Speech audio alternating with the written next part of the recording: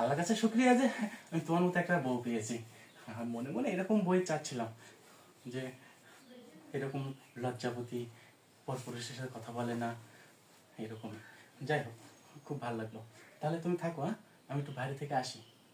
না, আমি বলছিলাম কি, তুমি পাশের ঘরে যে ঘুমালে ভালো হয়।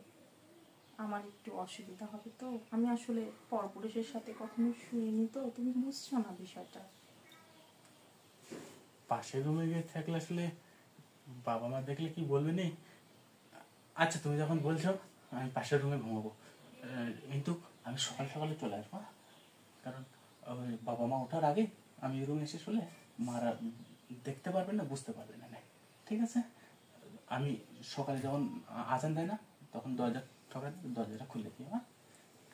ঠিক আছে, থাকো তুমি। হ্যাঁ, আচ্ছা।